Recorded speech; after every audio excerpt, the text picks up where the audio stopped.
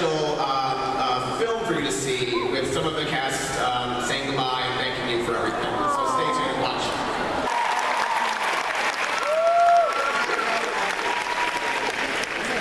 Okay.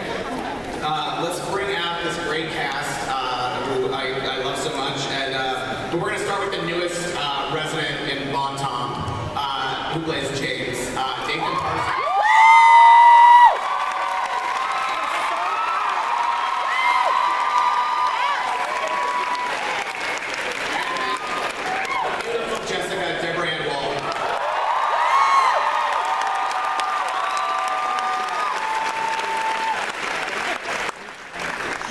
Laughing at himself.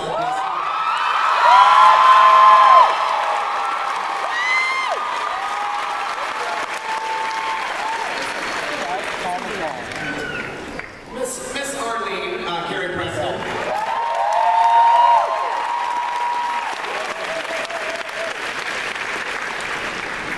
And his first time at Comic-Con, Chris Bauer, Andy Belfleur.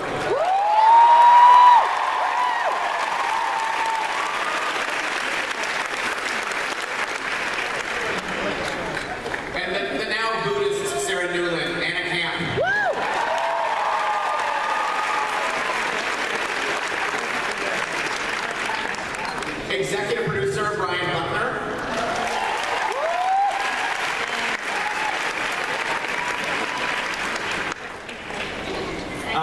Pam, Kristen Bell.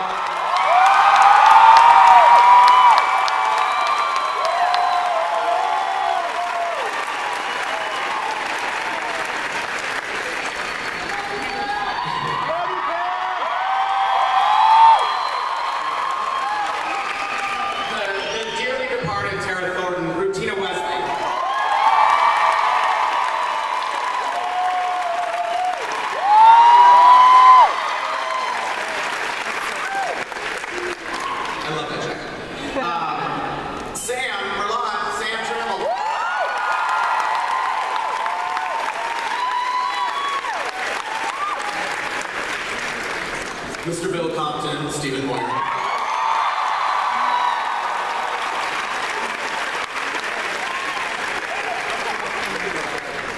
And the lady who without the show wouldn't exist, Suki Stackhouse, Anna Patrick.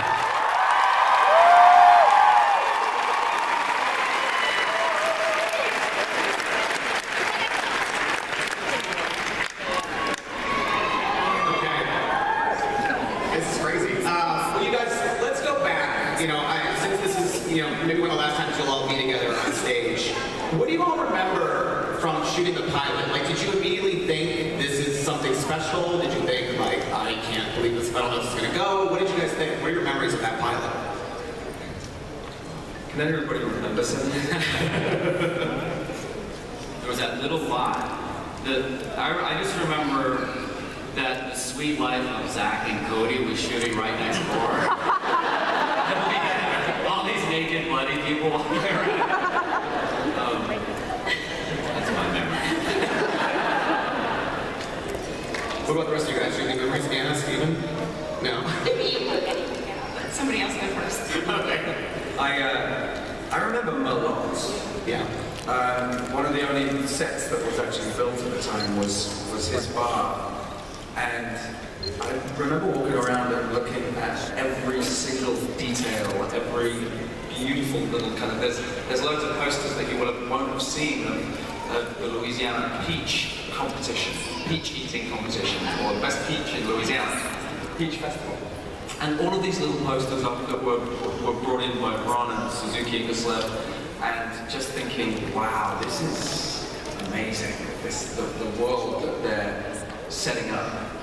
Yeah, they literally have like cards for carpenters and plumbers from Louisiana, like real people, like tacked on the back of the bar. It's really detailed. It's pretty amazing.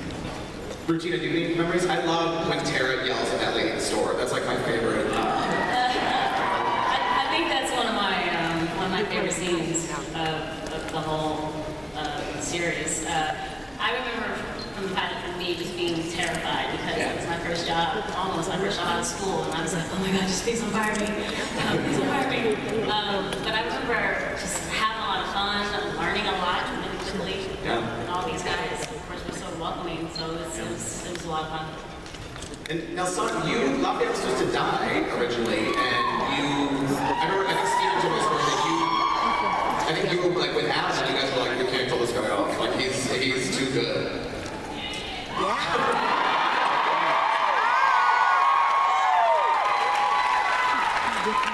Oh, I'm glad you kept my job.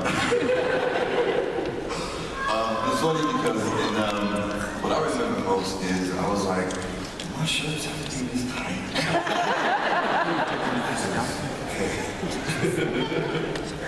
Do you guys have, like, over the course, I mean, over 7 years now, do you guys have favorites, sort of like, moments, like, sort of favorite? I mean, I always think about the meat tree. I love the meat tree. I think the meat tree is just, I like the idea of it. But, like, Steven, like, do you like the Lorena sex where you're... I'm just going to go back to something, because you just made me think of it, Nelson. There was a moment in the pilot that we talked about before, Tim. There was a moment in the pilot where Nelson is cooking grits or something, was it, Nelson? What were you cooking? I think I was cooking burgers. When you started humping the thing. And he starts basically doing this. Oh my God. Oh my God. My 6 gears. What was it? That was my 6 gears. Yeah, that's your 6 years. And at which point he turns around and says, everybody loved the pussy. John, even you scared of the pussy, right? Oh my God. And there was this guy, this extra that was there just for the day that was Big John as he became known. And because of that moment when Nelson turned around and said, even Big John scared of the pussy. Even Oh my God. Big John has been in every single one of our episodes ever since. Because of him. Because of Nelson.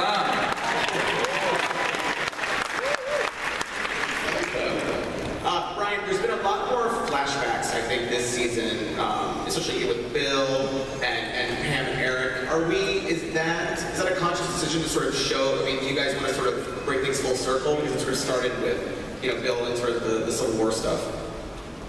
Well, with Bill, we got a character who we turned into a vampire god. He wasn't nice. No. Vampire god. So honestly, the thinking there was, as Bill tries to find his way back to himself, let's give him a little help by flashing back to his human life. And that's kind of the case across the board with a lot of the flashbacks. To give a little bit more context, how Pam and Eric came to Shreveport in the first place, and just filling in holes that were out there and learning something else about these characters that we've already spent a lot of episodes with. So, yeah, for sure conscious. But we've always done flashbacks. There's just some purpose to them. Right. Yeah. Well, I love, my favorite flashback so far this year was the fact that Pam and Eric owned a video store franchise. Who came up with that? Where'd that come from? Was that your idea? I mean, how did that even come to be? We wanted to do a flashback to how they came to Shreveport. There was, we're like, it needs to be the worst punishment imaginable. Like, the worst punishment imaginable. And it was one of our writers, Greg Chester, who actually said a video store. And yeah, so that's how we came to that. And Kristen, those must have been so fun to shoot. I mean, like the 80s clothes. I mean, I know you love your costumes, as Pam, but those were like another level, I think. Was that a blast to shoot? Yeah, the 80s was another level, and it was really fun to go back there and have even more hair. And it really is so brilliant that we end up in this fluorescently lit video store, and then also that the throne, which Alex and I had been imagining he was carrying around since his Viking days, and treasuring that it was his father's. Yeah. And it was found by Ginger in an alley. It was amazing to see Ginger, how we met her, and the transformation, and Alex kind of, the slow-mo walk, where he was dressed basically as Jason Priestley when he was up in a college career. Alex sort of did the slow-mo walk. He didn't have to, but he kind of actually impersonated it. It was an amazing day. Yeah.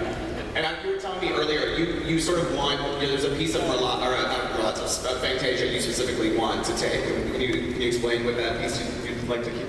Well, it was my last day in Fantasia. I think I was the only one who realized it. And then it was the end of a long day, and everybody was busy and trying to get out of there, and I was kind of trying to stay out of the way, but take a moment. Stephen is happening. And he's counting how many times today. 96. And I really was too overwhelmed because I'm thinking, do I want to cherish that weird little Aunt Jemima skeleton tchotchke for the rest of my life? I don't know what I want. I took nothing. And then I realized that there's 3 paintings. So it's our executive producer, Greg Weinberg, is a vampire, Clinton's a vampire, and Bush is a vampire. And Clinton and Bush, I'm good with either, but after this last episode, Republican, I think it should be Bush. I love that. I mean, speaking of last days, so you guys have wrapped, you're done. What were your individual last days like? I mean, it must have been just so surreal because it's been 7 years. It's been a huge journey. I mean, so many life changes. And I'm assuming you all have different days. So what were those days like for you all?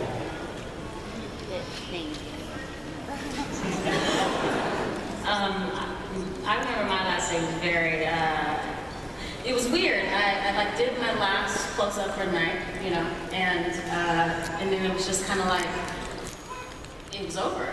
And then I kind of walked to the side, and Adina just came running up to me, and she just like grabbed me, and we just hugged for like 5-10 minutes and just cried. It just kind of hit me all at once. I didn't think it would hit me like that, but it just kind of hit me. And it was beautiful and sad, and also like it's on to new things, you know, so. Let me jump in real quickly and say that people have not seen the last of Rutina yet. When she talks about her last day, and you haven't seen her last day yet.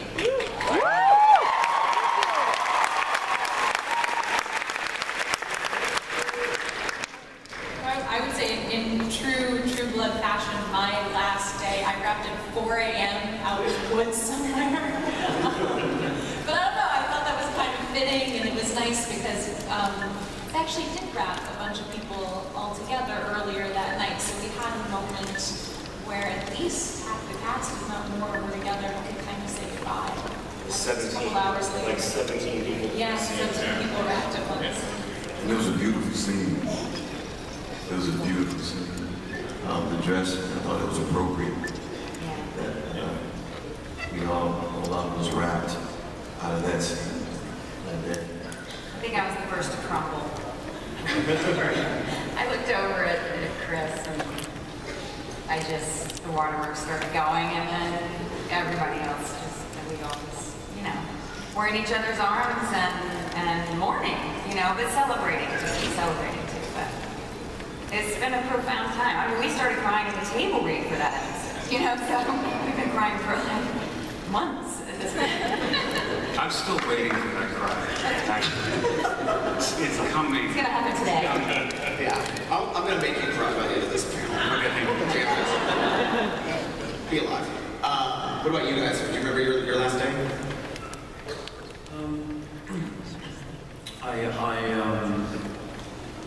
Again, as Deborah just said it, for me it was 5 in the morning, and been there all day, and you know, you guys are as much part of this as we are in a way, because you invest in it when you're watching it from the very beginning, and what you don't see is the same camera operator, the same focus pullers, the same costume guys, the same sound guys. All of those people have been with us since the very beginning. And I said this morning, it's kind of like almost like you're doing 7 years is like doing a doctorate in vampirism. You know? and it's all with the same people. And that is just extraordinary to be able to spend that much time and get to know people and love them as we do. And so for me, that last moment was being hit by saying goodbye to all of those guys, because I knew I was going to see everyone here, but saying goodbye to that lot was really tough. And they wheeled out a big cake with my That, do you remember that bottle that had missing Bill Compton from years and years ago, one of the posters? I think it was when you proposed and I got kidnapped. There you go, when I got kidnapped. And there was just this giant crate, and it was lovely. Real life. On the TV show, not in real life. Anyway, it was amazing, and just, you know, just so grateful to have worked with so many extraordinary people. And this is the last time we'll be together with these guys, and so we're still mourning the end of that. Yeah. What about you, Miss Patman? Well, my last day was, the last real day of shooting. Probably, I think I had some visual effect shots to look up the next day, and we were out like an hour and a half outside of LA. And so the second that we wrapped, everyone had to, pack their shit up and get out of there as fast as possible, basically, because we're not on any of our main locations. Right. And through some, complete. I know it wasn't personal, but there was no power when I got back to my trailer, so I couldn't find my stuff. So I get dressed. Wow. They were just like, they flipped out the lights. They're like, Pat was done by. But you understand, like, the second they call rap, you're like really in the middle of like those movies who drive work like 24 days. Like they get on it immediately, so they're switching generators over or something. But the upshot was that exactly when I pushed into the trailer, it's like, oh, we really are tired. Yeah, it's over. Yes. No power left. Yes, I can't even find my clothes. Yeah. It's a problem I've had to put around the closet. Yeah, that's a problem you have in a lot of True Blood. I just walked out of the kitchen naked. Nathan, you joined the show this year. What's this been like? I mean,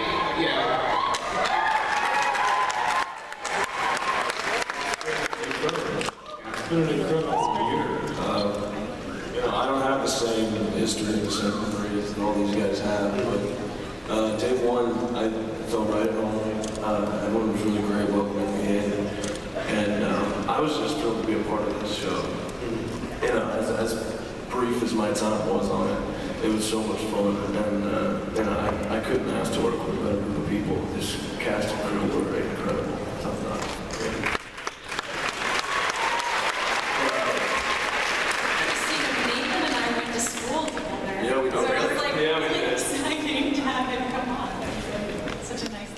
Nathan and I went to school together too.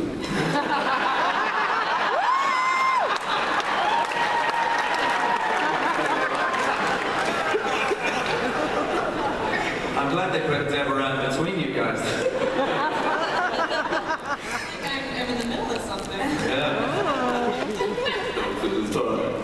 I love a sandwich.